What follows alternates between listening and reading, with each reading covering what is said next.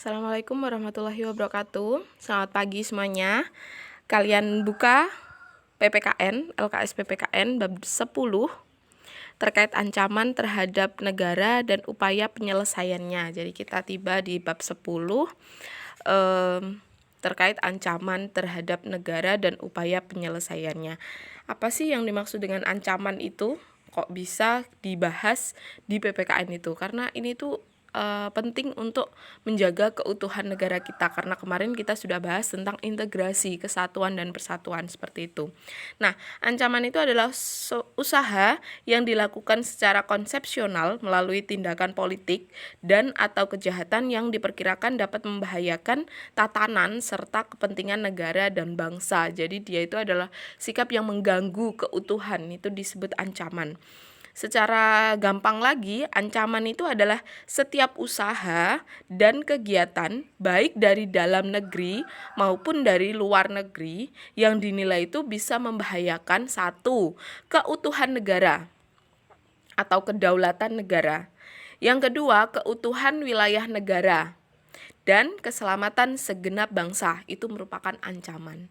Jadi kalau misalkan ada sebuah sikap yang dia itu bisa mengganggu kedaulatan negara Indonesia, kemudian bisa mengganggu keutuhan wilayah NKRI dan keselamatan bagi warga negara Indonesia, itu adalah ancaman. Nanti kita bahas satu-satu ancaman itu seperti apa. Beberapa ancaman baik dari dalam maupun dari luar negeri itu adalah, yang pertama adalah subversi. Subversi itu adalah setiap tindakan atau kegiatan yang bertujuan untuk satu, mengganggu keselamatan negara, dua, merongrong kekuatan dan kewibawaan negara. Jadi kalau kita lihat itu kan, kita belajar tentang sejarah Indonesia, itu kan Indonesia itu penuh dengan wibawa, bagaimana kita memilih Pancasila, bagaimana kita memilih dasar sistem politik demokrasi dan lain sebagainya. Ini merupakan wibawa yang tidak bisa diganggu-gugat oleh orang lain, ya kan. Ternyata subversi ini, ancaman yang mau mengganggu itu ternyata ada. Contohnya, sasarannya itu adalah ideologi, politik, ekonomi, sosial, budaya maupun pertahanan keamanan. Ini merupakan sasaran yang dituju dalam ancaman subversi ini. Contohnya di bidang ideologi itu, contoh adalah ketika orang ingin menggantikan ideologi Pancasila. Ada dulu itu Bu Dwi pernah menemui itu ketika Bu Dwi kuliah di UM, Universitas Negeri Malang. Itu ada banyak orang itu yang bawa selebaran kertas yang intinya itu dia ingin tulisannya itu ketika Bu Dwi baca itu ingin menggantikan ideologi Pancasila yang diganti dengan ideologi Islam gitu. Jadi mari kita ubah ideologi Indonesia dari ideologi Pancasila, kita ubah menjadi ideologi Islam yang bisa mendamaikan kita semua. Jadi tulisannya seperti itu. Nah, itu adalah merupakan ancaman terkait ideologi subversi itu. Nah, contoh lagi di bidang politik, ketika orang itu banyak yang ingin mengganti ideologi sistem pemerintahan kita, sistem politik kita, yakni demokrasi, diganti dengan kekhilafahan. Ketika kita memilih pemimpin itu tidak dengan cara suara terbanyak, tetapi dengan cara kekhilafahan, di mana yang paling tepat itu yang menjadi pemimpin, bukan yang terbanyak yang dipilih. Dan yang terbanyak itu kan kebanyakan sekarang menggunakan uang, sehingga demokrasi itu tidak cocok dengan negara kita. Ada yang ingin mengganti seperti itu. Nah, itu merupakan adalah ancaman subversi dari bidang politik. Nah, itu contohnya ya. Yang kedua, infiltrasi. Infiltrasi itu adalah kegiatan penyusupan perorangan atau kelompok untuk melalui celah-celah atau kelemahan dalam wilayah lawan untuk melemahkan atau mengacaukan kekuatan lawan. Jadi ini ada orang yang nyusup di daerah di negara yang ingin ia kuasai, yang ingin diancam oleh dia, ya kan? Kemudian dia itu mencari celah, kelemahan dari negara itu apa, kemudian celah itu digunakan untuk menyerang negara tersebut. Nah, ini adalah infiltrasi. Ada dua macam, yakni penyusupan dari luar wilayah hukum negara dan penyusupan dapat dilakukan dari dalam wilayah hukum negara. Maksudnya apa? Ada yang orang itu benar-benar datang dari luar negeri untuk ke negara tersebut untuk menyusup, mencari informasi tersebut, mencari celah. Ada yang dia itu langsung mencari pengkhianat. Jadi orang dari dalam yang ia bisa untuk gunakan sebagai mata-mata dalam penyusupan tersebut. Itu adalah macam-macam infiltrasi. Yang ketiga adalah pemberontakan. Pemberontakan itu adalah usaha sekelompok orang yang terorganisasi dan bersenjata untuk memisahkan diri dari suatu negara karena ketidakpuasan terhadap negara tersebut. Banyak sekali ini terjadi di Indonesia pada awal-awal Indonesia merdeka. Banyak pemberontakan ya.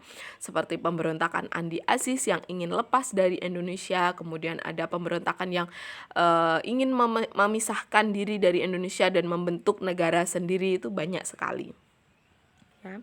Kemudian yang keempat adalah intervensi. Intervensi itu adalah campur tangan bangsa lain terhadap urusan dalam negeri suatu negara. Nah, ini adalah intervensi. Intervensi berdasarkan jenisnya itu ada intervensi internal.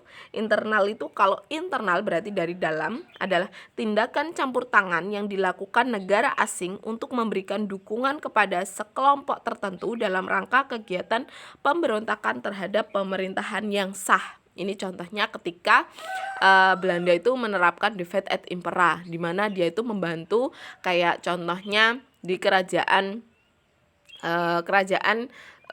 Mataram. Nah, di kerajaan Mataram itu Belanda membantu orang yang sedang ingin menjadi raja di kerajaan Mataram tersebut. Kemudian dia itu melakukan intervensi, membantu orang tersebut untuk merebut tahtanya, ya kan? Untuk merebut tahta di kerajaan Mataram. Kemudian akhirnya jadi, dan lama kelamaan orang yang jadi pemimpin tersebut digantikan oleh Belanda. Ini termasuk ancaman intervensi internal gitu. Jadi memanfaatkan orang dalam untuk melakukan intervensi tersebut. Yang kedua adalah intervensi eksternal. Ini pasti kebalikannya. Intervensi eksternal itu adalah tindakan campur tangan negara asing atas perang yang sedang terjadi antara dua negara lain, di mana tujuannya adalah untuk mendamaikan tanpa membela salah satu pihak yang terlibat perang. Ini pernah terjadi ketika Indonesia dan Belanda itu gencar-gencarnya perang, ya kan? Kemudian negara lain tuh yang tergabung dalam KTN, ya, Inggris, kemudian Amerika Serikat dan Australia itu mulai mau mendamaikan dua negara tersebut, ya. Yang ketiga adalah intervensi repsial. Repsial itu adalah intervensi atau tindakan campur tangan yang dilakukan suatu negara dengan tujuan untuk membalas kerugian yang diderita negara lain dengan cara menimbulkan kerugian, misalkan blokade. Nah, Belanda pernah melakukan blokade ekonomi terhadap Indonesia yang memblok uang Indonesia itu tidak bisa jalan, ya, itu. Kemudian intervensi berdasarkan dampaknya itu ada intervensi positif dan intervensi negatif. Kalau positif berarti dampaknya baik, kalau negatif berarti dampaknya buruk. Secara pengertiannya, intervensi positif itu adalah bentuk campur tangan dari negara asing atau lembaga dunia di mana tujuannya untuk menegakkan keadilan. Nah, kayak PBB itu merupakan salah satu organisasi internasional yang sering melakukan intervensi politik. Jadi ketika kayak kemarin ada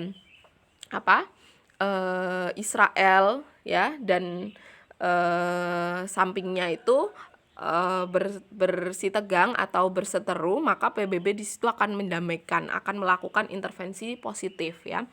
Kemudian intervensi negatif itu adalah campur tangan dari negara asing yang tujuannya untuk mendapatkan atau memanfaatkan berbagai produk yang ada di suatu negara.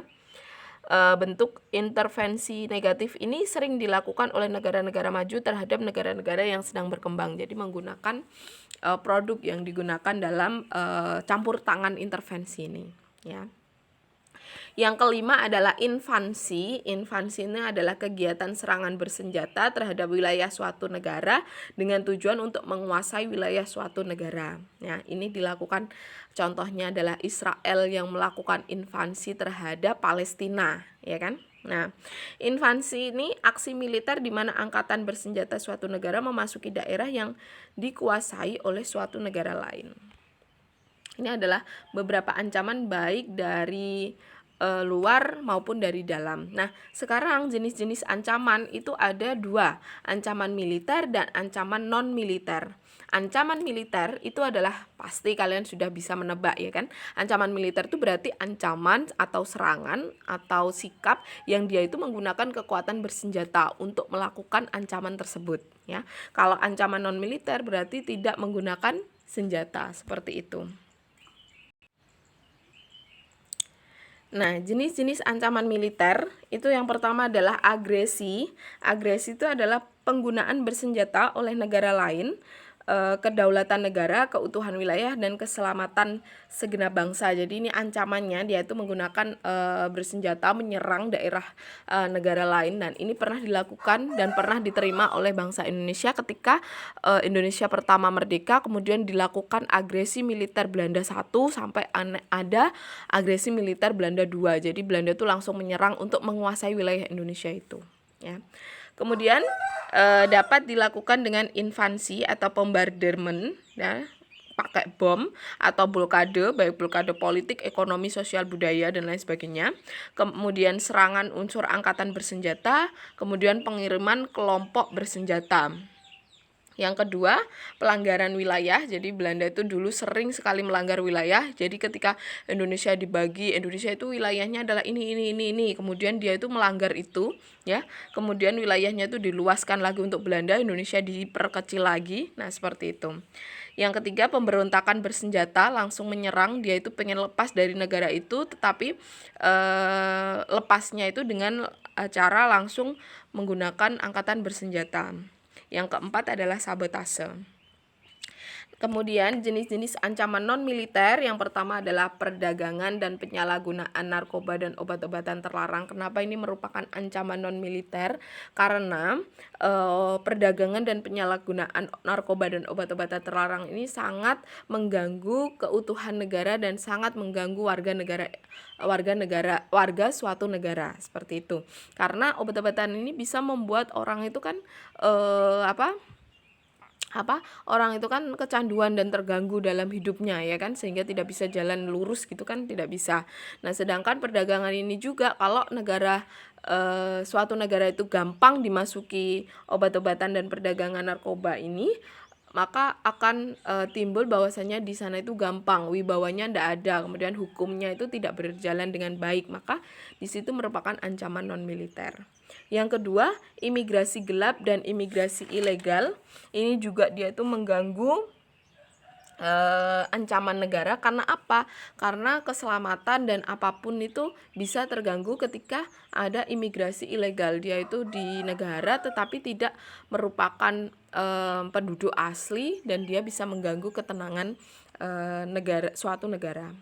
Yang ketiga, pencurian sumber daya alam. Pasti ini merupakan ancaman ya kan, karena sumber daya alam itu adalah milik suatu negara tersebut, tidak bisa diganggu gugat ya kan. Nah, ketika ada negara lain mencuri atau menguasai sumber daya alam di suatu negara lain, maka itu bisa merupakan ancaman non militer.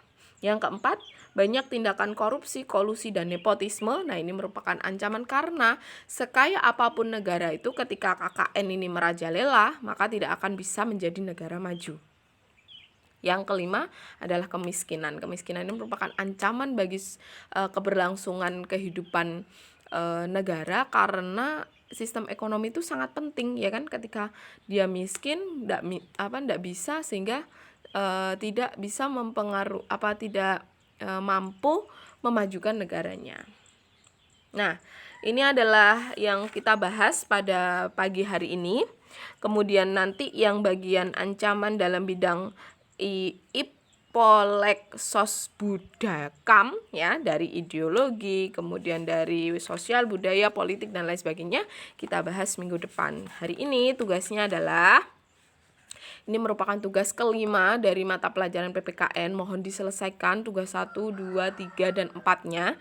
Bu Dwi mohon maaf tidak bisa memberikan nilai bagi yang tidak mengerjakan tugas ya, tetap nilainya tetap 0 ya. Nah, tugas yang kelima adalah 1. Jelaskan yang dimaksud dengan invasi. Yang kedua, jelaskan pengertian ancaman non-militer. Yang ketiga, mengapa imigran gelap itu dapat mengakibatkan kerugian negara. Yang keempat, bagaimana jika ada ancaman bahwa kapal luar negeri melewati batas teritorial negara Indonesia, apa yang kalian lakukan. Nah, Tugasnya silahkan kalian kerjakan di buku tulis, kemudian difoto dan dikirim ke Google Classroom. Terima kasih atas perhatiannya, semoga bermanfaat, tetap semangat belajar. Assalamualaikum warahmatullahi wabarakatuh.